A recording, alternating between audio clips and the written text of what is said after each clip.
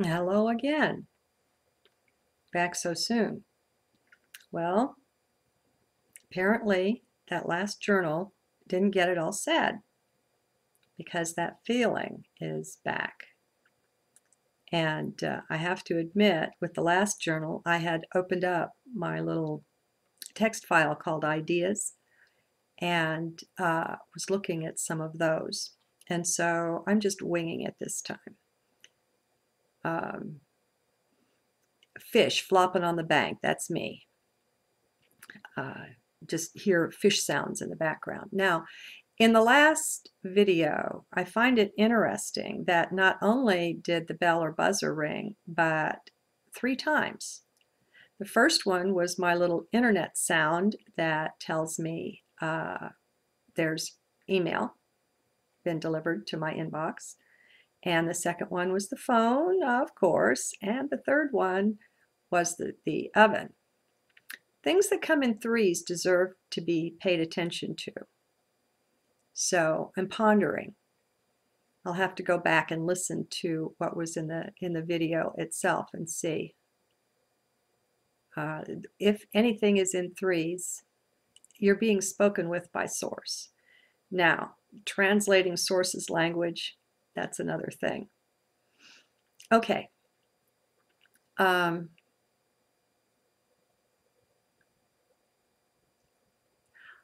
noticing something different, and I'm just using me as a template for you. I'm really not all this fascinated with me, trust me. But we're echoing one another, and I think it's worthy to give it voice because it might be source speaking.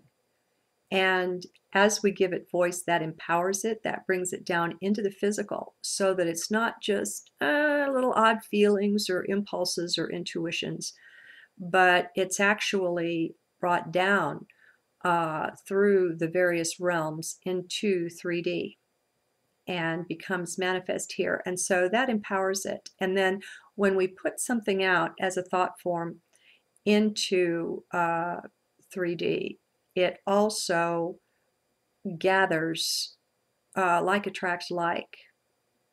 And so there's a joining up energy, there's a uniting. This is supposed to be a new age of oneness, and that's happening. Now, regarding the whole New World Order thing, I wouldn't be giving them too much power as I looked at them if I was you. What they have is the vestiges of power, and it's in tatters and torn, and it's just threads compared to what they did have. They can't even keep anything secret anymore. And their type of rulership depends on absolute secrecy and lies and deceit everywhere. Well, the lies and deceit are being seen through, the secrets are being busted right, left, and center. And so, I mean, look at the things that are happening. Look at the Fed having to say who it made loans to. That was absolutely unheard of in the last century. The chairman of the Fed has wielded such an unholy power that it should have nothing to do with our constitutional republic. It's just bizarre. But then again, see, we were asleep, and for whatever reasons, we're awakening. Who knows? Maybe it's all automatic. Maybe there's some kind of automatic signal that's been sent through the ethers that's doing this. Who knows? Does it matter? It's fun. Let's wake up. Why not? You know, I think we've had it with the way things have been. So let's be aware that what we look at and what we think and how we feel as we look at it, we're delivering a dose of energy, and it will affect our brethren. Each one of us has an effect on all mankind. We have to step back into heart, into our place of power again. We were taught that you're megalomaniac to think like this. Well, you're not. You're just real. Everything is one. Every single atom is connected. It's a one thing. Now, we can have that one, and we can have the experience of duality, and we can have both at one and the same time, and we can enjoy that. But one thing we need to do, all of us, is to make the shift from powerless to powerful. And as we do that, we will be shown areas where we've given our power away, such as thinking the Illuminati or the Fed or any group of, doing evil out there is unstoppable. They are not. They have already been stopped. It's now just a matter of having that roll out across time. You are already enlightened. It's a matter of waking up to it and recognizing it. And the gentler way to do that is to take some time with it. It could be exposed all at once, but in many it would be too shocking. There are just too many beliefs in there that a person has identified with and that really believes. And it will be shattering for some people just to see or hear that there's been an ET landing somewhere and that beings really exist, and that will so shake them up that they will feel that their whole world is crumbled about their feet.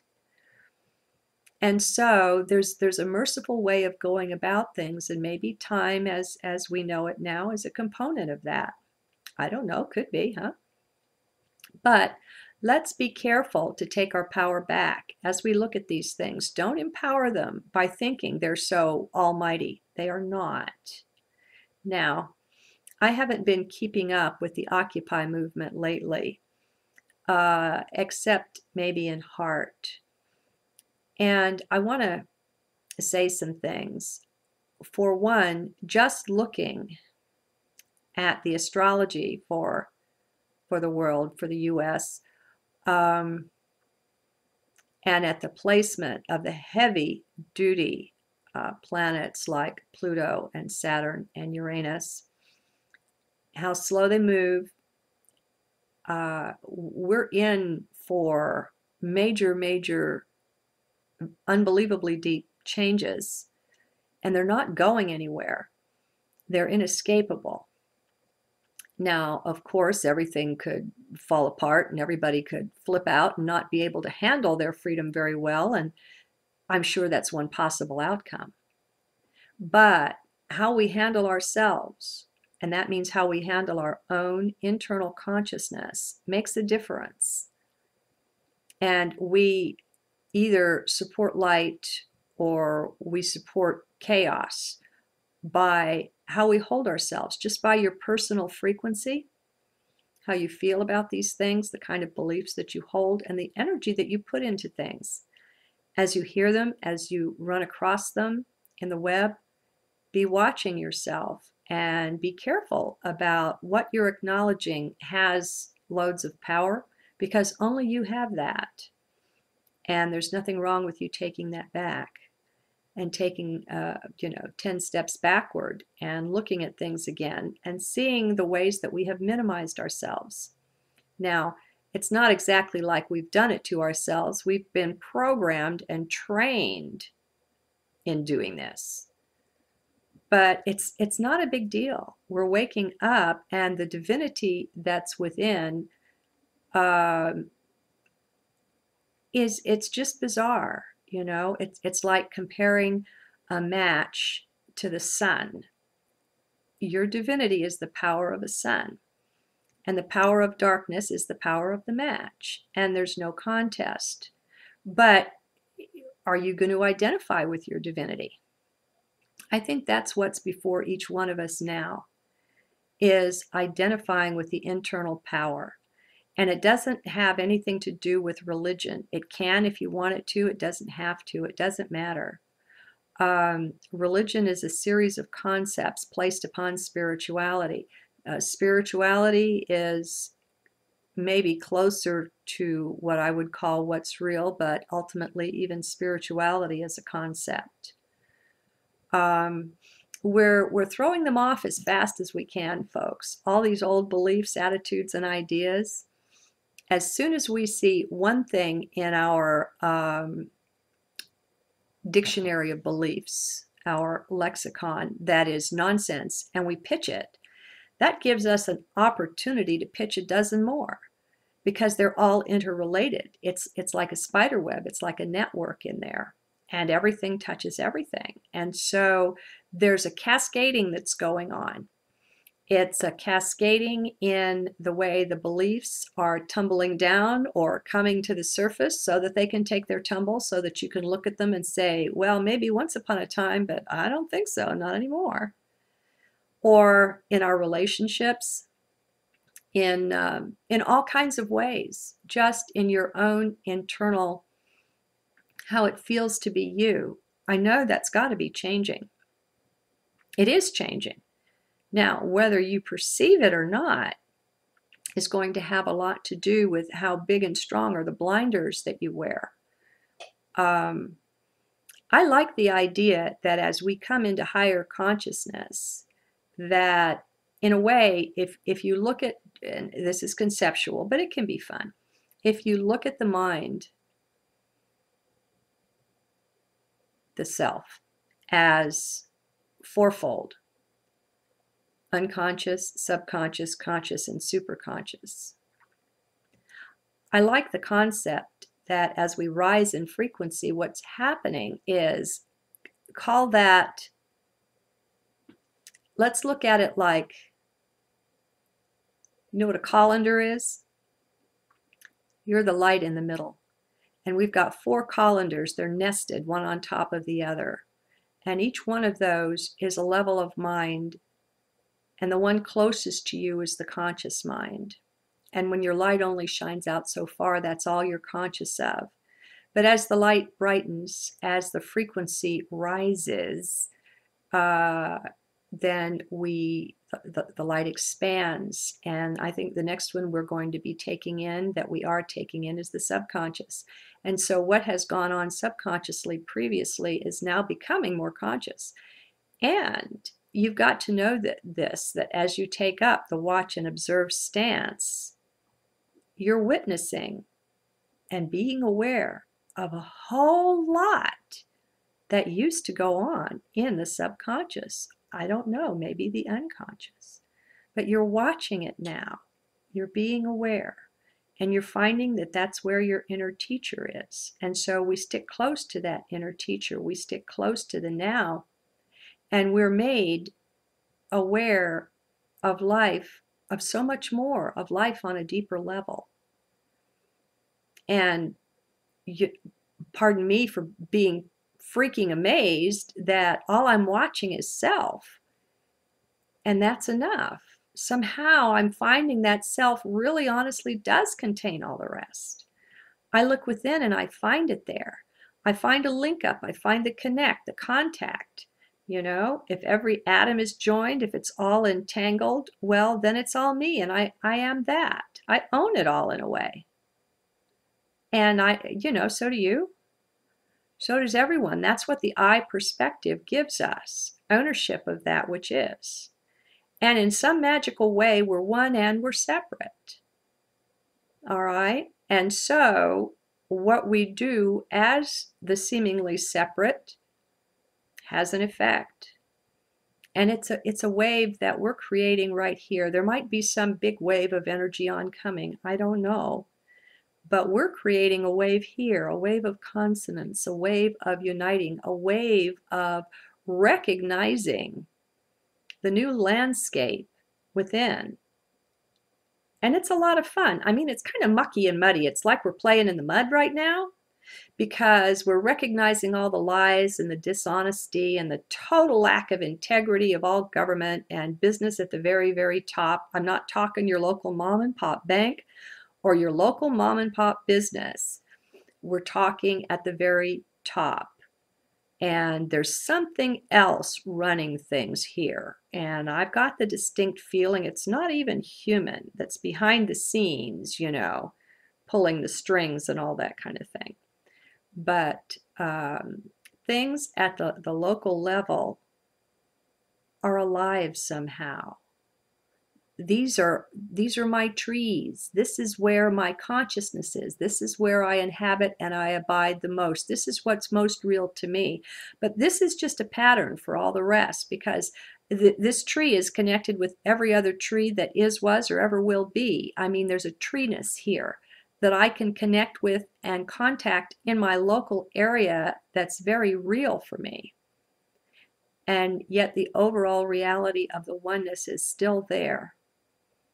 And I guess I don't have very good words for this right now. It's all still so new to me. Now, have I shared what needs to be shared? Because I tell you what, it's going to drive me right back here again if I haven't.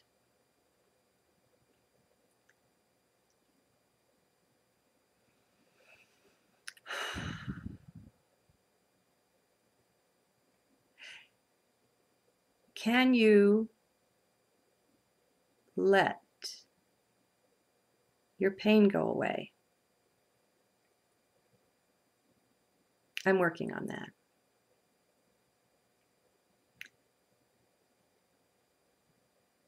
Just because something's always hurt you in the past doesn't mean it still does.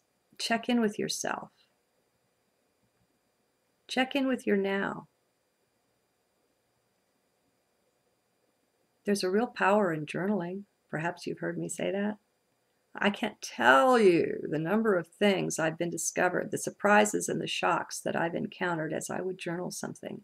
And I'm discovering things about myself. It seems totally ridiculous on the surface of it, but I'm glad I didn't bother with that, and didn't listen to anything mine had to say along those lines. Because we're in a land of magic now. And the rules are different, and I'm not sure that we know what they are. But they're different. And surrender's a big part of it. We've got to surrender who and what we think we are. It's a good idea to surrender who and what you think you want. In that surrender, you can recognize your current richness. And the way I see it, I'm richer than Croesus. I am unbelievably rich. I could go on and on about it, about the beauty that is my life, that's in my life.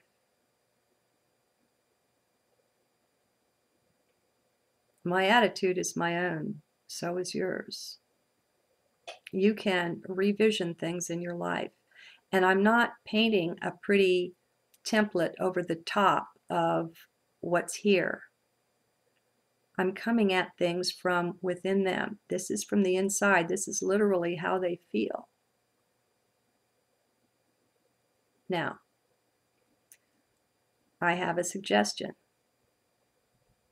Something to let go of. What if 2012 was to come and there was to be no big, massive happening? Would that devastate you? How many hopes do you have pinned on a particular date or time? I think it's a good idea to start surrendering that now. Do your worst case scenario. Make friends with it. By doing that, you empower yourself. Anytime anything has us dangling for something in the future, it's dangling hope. Maybe this or that will change if I just wait it out. That's unreal. Time doesn't work that way, the way I see it. Not that I'm any kind of an authority on this, but surrender's a really cool thing. You'll go through your tears now, and your terror and your fear and your upset and your oh shit, and you can get mad at God if you want. Pretend it didn't happen. Do what you can to accept the worst case scenario. Once you do that, you are so totally empowered. Your life's a little bit different. For a while, it'll seem like it doesn't have a certain spice that you're used to being there. Maybe that spice was false hope. And that way, when and if there's some big, massive something that happens, oh my God, you're like a kid, with a surprise party. Instead of a date coming, and then it's the next day and you wake up and, oh shit, everything I banked all my hopes on didn't happen. Life is worthless. I don't want to be here anymore. Wah, wah, wah. Okay? Let's see what we can do to pull ourselves out of the future and out of the past. Like I said, just because something always hurt you before is meaningless. You're brand new in every microsecond. You're brand new. You can recreate yourself from the whole cloth every second. It's a matter of what do you believe. I'm having fun working on beliefs. How about you? See you again soon.